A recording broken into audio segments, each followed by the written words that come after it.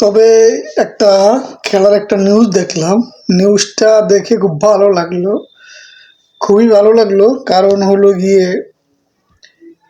বাংলাদেশের খেলা নিয়ে যে কথা বলবেন তাকে আসলে বুঝুন তো, খেলা দেখবেন ভালো লাগলে, ভালো না লাগলে খেলা দেখবেন না। আর কথা বলবেন দিবে ভিতরে ঢুকাইয়া।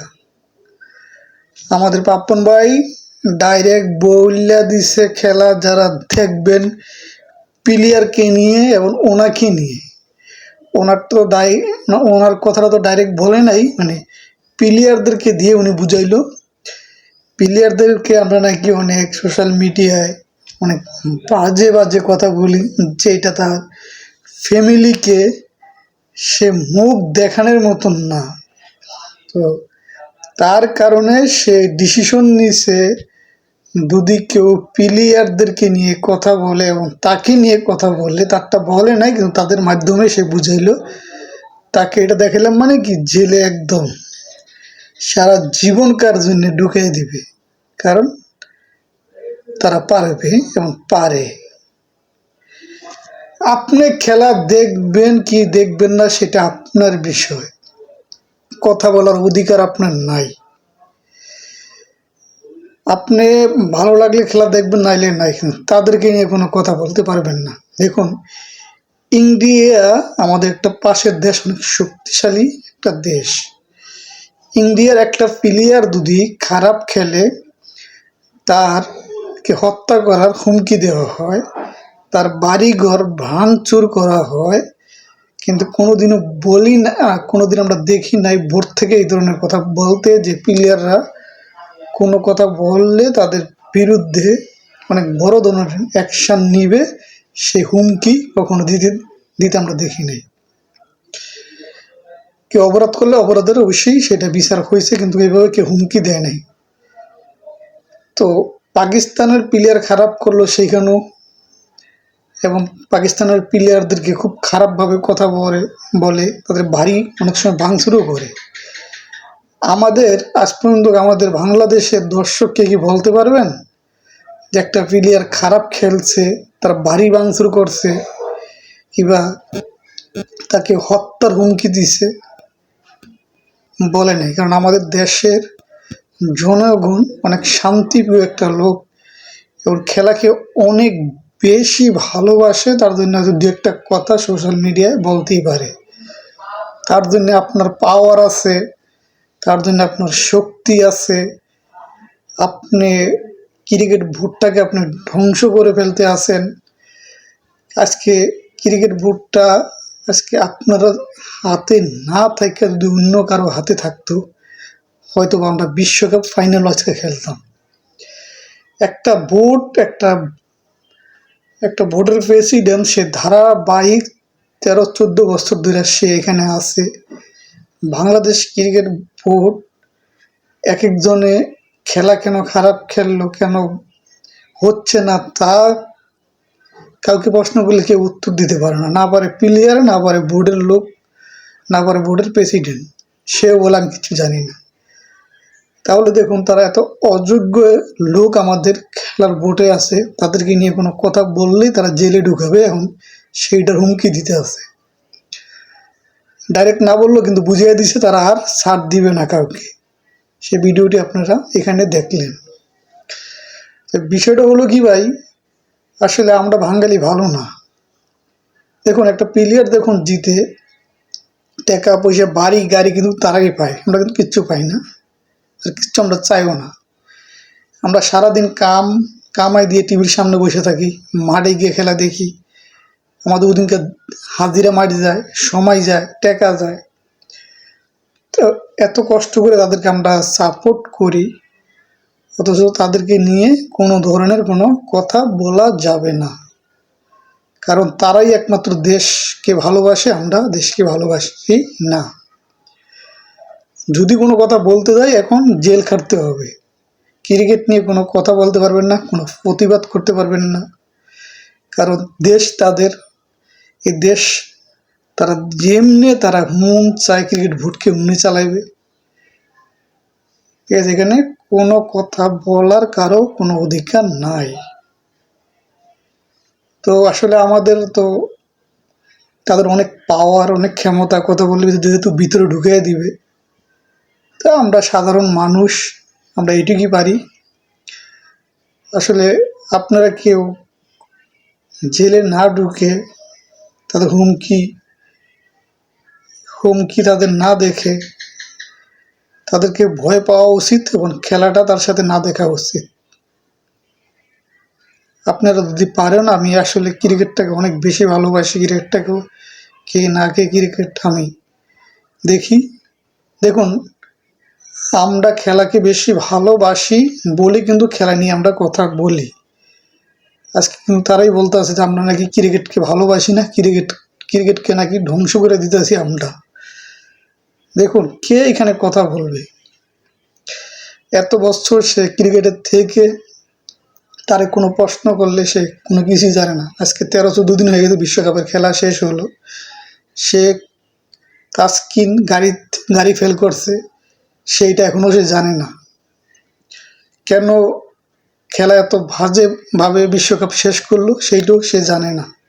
তার মানে কি জানেন? তারা সে সব জানেন, তার জানার কোনো আবার প্রয়োজনও নাই, আর জানলেও সে বলবে না। কারণ তাকে তো জবাব নেওয়ার মতন তার কাছ থেকে বাংলাদেশে সেই লোক নাই। তার জন্যই সে কোনো কিছু মাথায় নিচ্ছে না। এবং আপনারা যদি প্রতিবাদ করেন তাহলে আপনাদেরকে দিবে ভিতরে ঢুকাইয়া। কারণ এটা হলো পাওয়ার যাকে বলে। তো আসলে আমরা যদি ক্রিকেট দেখি, কিন্তু ক্রিকেট পাগল, ক্রিকেট ছাড়া বুঝি না, খেলা আরম্ভ হইলে কামাই দিয়ে আমরা টিভির সামনে চলে যাই। তখন বাংলাদেশ বাজেভাবে খেললে এটা জবাব নেওয়ার যদি কোনো লোক না থাকে, তখন অটোমেটিক কথা মুখ দিয়ে বের হয়ে যাবে। যখনই বের হবে তখনই থাকতে হবে জেলের ভিতরে। তো জেলখানার থেকে বাঁচতে হলে আমাদের ক্রিকেট খেলাকে ব্যান করতে হবে। ক্রিকেট খেলা আমাদের আর দেখা যাবে না। ক্রিকেট খেলা দেখলেই কথা মুখ দিয়ে বের হবে, আর মুখ দিয়ে বেরোলেই বিপদ চলে আসবে। তো আজ থেকে আমি করলাম, বাংলাদেশের খেলা আর কোনো দিন দেখব না, বাংলাদেশের খেলা নিয়ে কোনো কথা বলবো না। বাংলাদেশ ক্রিকেট একটা টিম আছে, সেইটিও আজ থেকে বলে যাব। কারণ এছাড়া কোনো উপায় নাই। কারণ খেলাকে ভালোবাসলে, খেলা দেখলে আপনার কথা বলতে মন চাবে। ও আমি আজকে আমাদের পাওয়ারফুল পাপ্পন ভাইয়ের ইন্টারভিউটা দেখে আসলে কষ্ট পাইলাম। উনি এত বছর ধরে এইটাই, ওনার কথাবার্তা আসলে এলোমেলো, মানে যেটা অতিরিক্ত পাওয়ার থাকলে যা হয়, অতিরিক্ত পাওয়ার থাকলে কথা ইচ্ছা মতন বলতে পারে। উনি অনেক কথা বলে আবার অস্বীকারও করে দেয়, বলি নেই, এটা পাওয়ার, আর কিচ্ছু না। তো বিষয়টা আসলে অনেক কিছুই বলতে চাই, কিন্তু বলাও যায় না। তো আসলে ভাই, আপনারা যারা আমার মতন আবেগী ক্রিকেট খেলোয়াড়, ক্রিকেটকে ভালোবাসেন, আসলে ক্রিকেট যদি দেখেন কোনো কথা বলবেন না। আর যদি দেখেন না ক্রিকেট আমার মতন দেখলে কথা বলতে মন চাবে, তাহলে আমার মতন ক্রিকেট খেলাটা দেখা বাদ দেন। যদি ভালো থাকতে চান, ভালোভাবে যদি চলতে চান, তাহলে ক্রিকেট খেলা দেখা বন্ধ করে দেন। তাহলে আপনি ভালো থাকবেন, তাহলে আপনার কোনো কথা মুখ দিয়ে বের হবে না। তো যাই হোক, সবাই ভালো থাকবেন। আল্লাহ হাফেজ। অনেক কিছু বলা ছিল, বলতে সাহস পাইতেছি না। বেশি কথা আমি বাড়াবো না। আমাদের সেই পাপ্পন ভাই, যার কথা শুনে আসলে ক্রিকেট নিয়ে কোনো কথা বলা যাবে না, এখন খুব ভয় পাইলাম। তো তার কথাগুলো আপনারা এখন শুনবেন। আরেকটা কথা বলতে চাই, আপনারা জানেন যে লায়লা মামুনের একটা দ্বন্দ্ব, এবং সে জেল থেকে ছাড়া পাইছে, এবং জেল থেকে ছাড়া পাওয়ার পরে সে নিজেকে দুধ দিয়ে সে গোসল করলো। সেটা অনেকেই আপনারা ভিডিওটা দেখছেন।